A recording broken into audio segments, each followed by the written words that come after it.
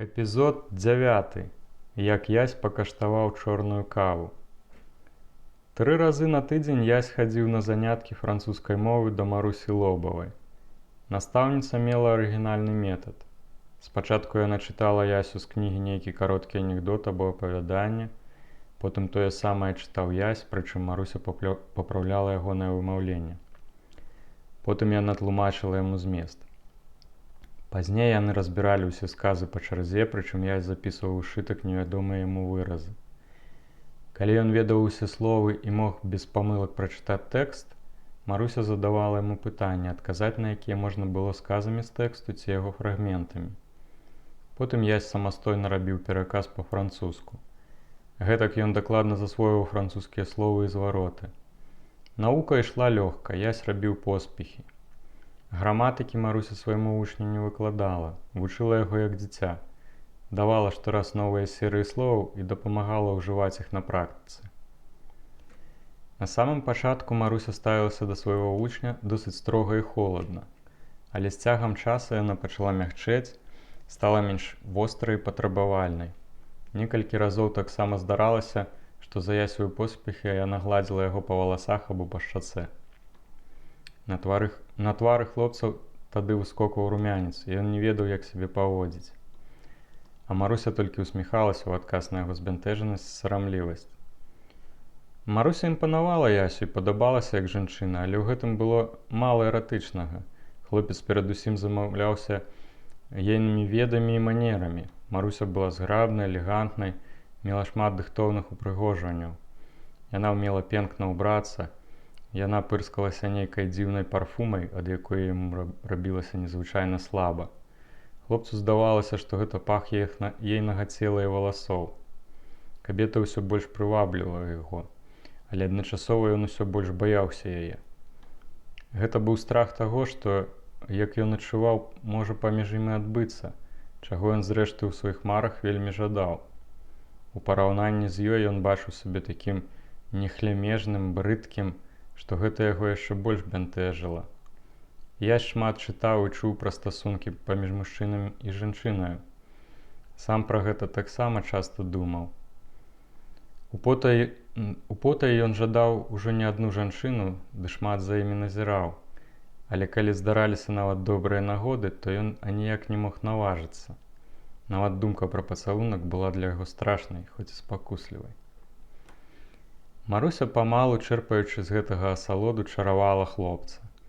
Яго сарамлівасць была для яе віном, якое яна смакавала як добры знаўца. Аднойчы яна прыняла яго ў адным ранішнім халаціку.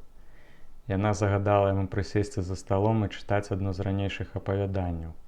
Настаўніца напраўляла яго і адначасова мылася за ягонымі плячыма. Хлопец чуў за спіной пляскат вады, грук намылівання і лёгкіх дотыкаў да скуры, і перад ягонымі вачыма зноў з'явілася тая жанчына, якую ён бачыў голай у лазні. Ён падумаў, а што б яна сказала, калі б я павярнуўся? Яму вельмі хацелася гэта зрабіць, але ён адначасова адчуваў, што на свеце не існуе такой сілы, якая б змусіла яго гэта зрабіць. Таму ён чытаў далей, збіваючыся і выклікаючы гнеўныя папраўкі Марусі, якая рабіла гэта з ненатуральным тонам. Выцершыся пасля купання, яна пачала шалясцець шаўковай бялізнай.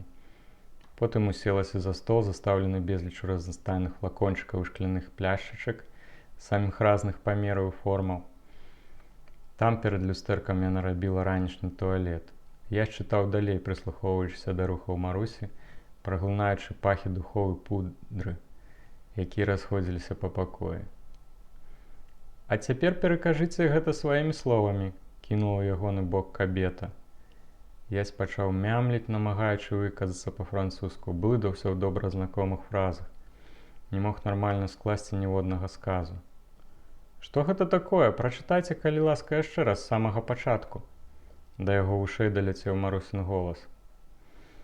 Ён перапыніў свой блытаны аповед і пачаў чытаць спачатку.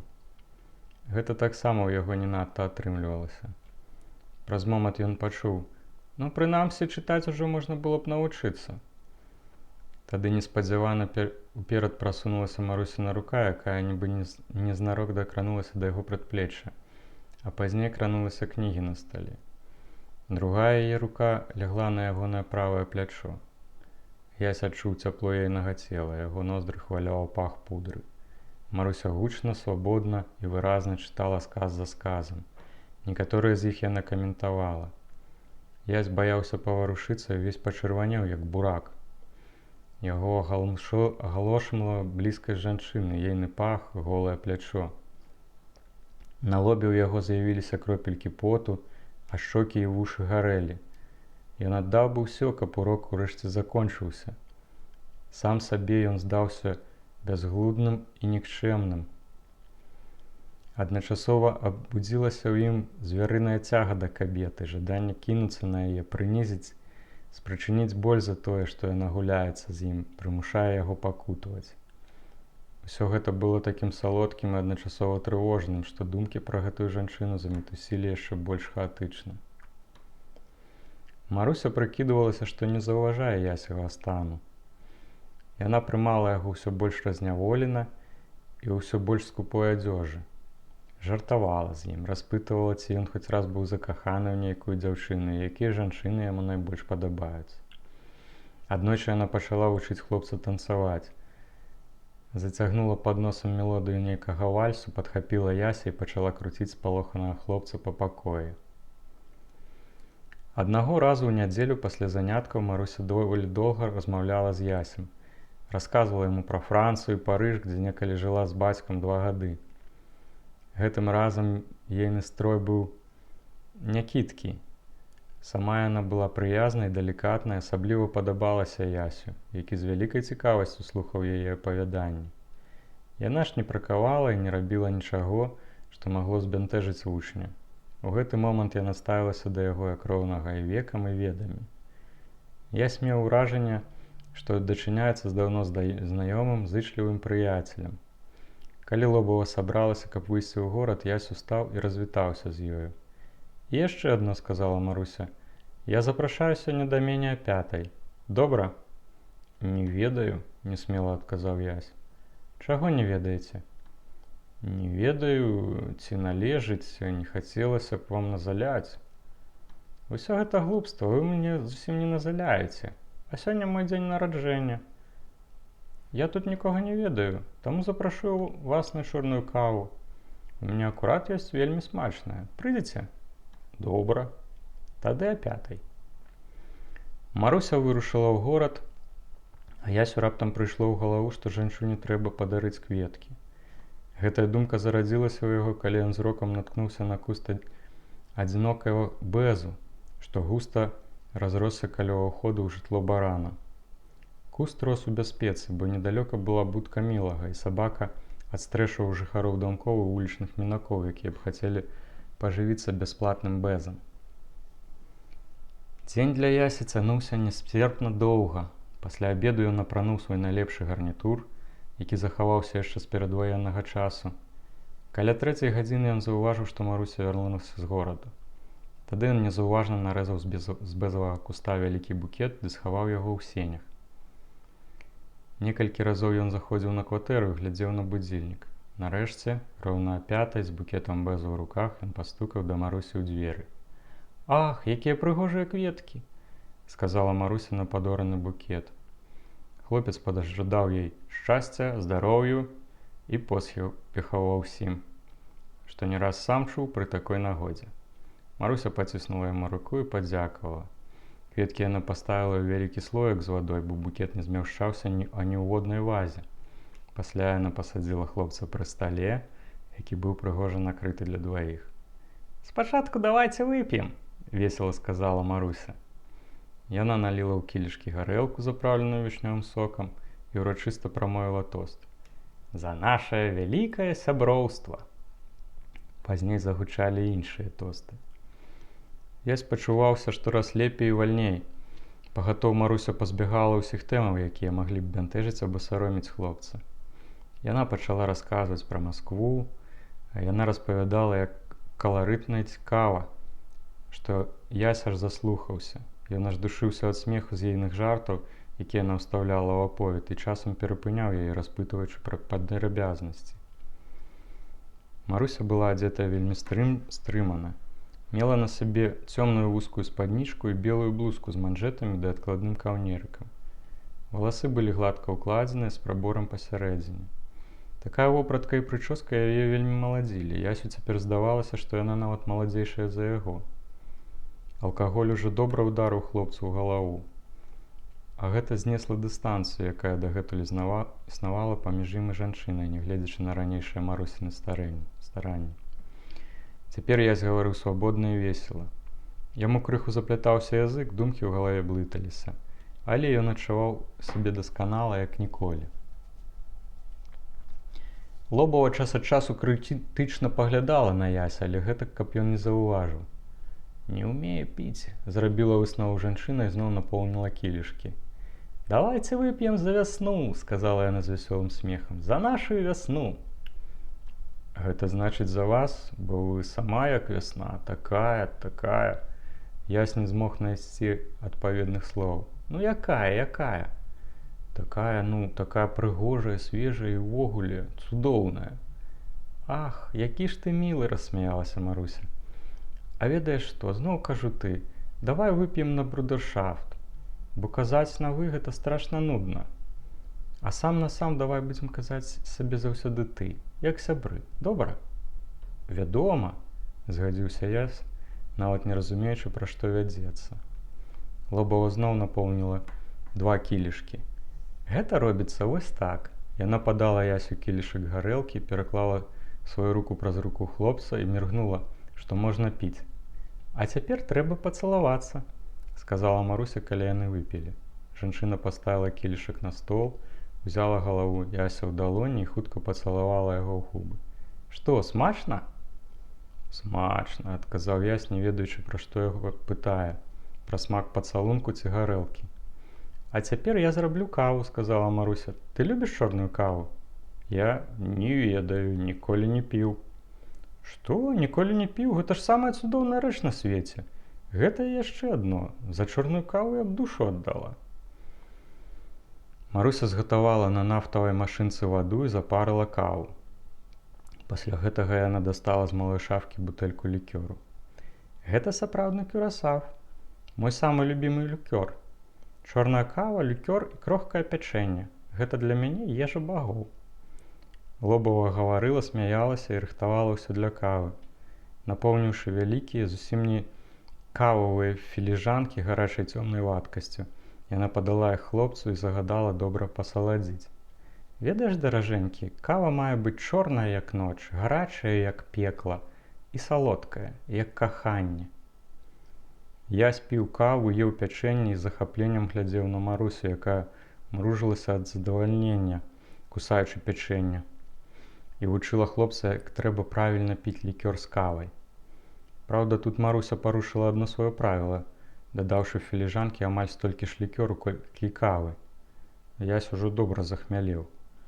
Ён весела рагатаў з Марусіных жартаў, сам не зусім складна расказваў ёй розныя анекдоты і смешныя гісторыі, якіх шмат пачуў ад дзядзькі з Жардоня і ад знакомых з ніжніх і сярэдніх слаёў мяшчанства. Неспадзявана для Марусі ён стаў вельмі дасціпны. Яго пастаянная чуйнасць і асцярога ў адносінах яе зніклі. Ён шчыра весяліўся, зусім не адчуваў ніякай збянтэжанасці. «Але ж тут і горача», – сказала раптам Маруся. «Ух, ты не будзеш супраць, калі я крыху раздзенуся?» І, не чакаючы адказу Яся, яна зняла блузку і спаднічку, застаўшыся толькі ў лёгкай кароткай сподняй кашулі блакітнага колеру. Ясю гэта не падалося дзіўным, яму было прыемна на яе глядзець. Яна падавалася яму прекраснай німфай паветра, а яна і сапраўдна была зграбнай, гібкай ды вабнай. Маруся прухка падбегла да Яся і села яму на калені, абняўшы за шыю. «Ведаеш што, дурненькі», – сказала Маруся, – «я заўважыла, што ты зусім не ўмееш цалавацца». «Ну так, не ўмею». Маруся весела пачала вучыць хлопца тэхніцы пацалункаў. Яна заўважыла, што Ясь расхваляваўся, і ёй гэта таксама перадалося. Заняткі рабіліся ўсё больш гарячымі, ажно праз некаторы час і настаўніца, і вучню заняло дыханне. Ясь адчуў, што яго пачалі пляскаць зубы, нібы ад холаду. Маруся змусила яго ўстаць з месца.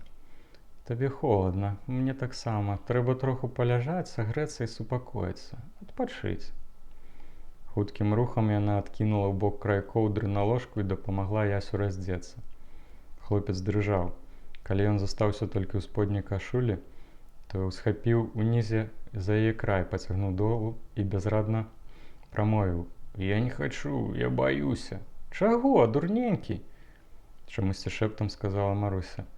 Ясь, раздзеты дагала, закрыў далонямі твар, яго шчокі змакрэлі ад поту. Ён адчуў, што Маруся пачала цалаваць яго ў грудзі ды супакойваць ціхім голасам. «Не бойся, маленькі, ты прыгожы, як грэчаскі бог, усё будзе добра. Гэта самая прыемная рэч на свеце». Праз гадзіну, пасля псіхічных пакутаў, сораму і некай балеснай асалоды, Ясь ціха ляжаў у ложку каля Марусі.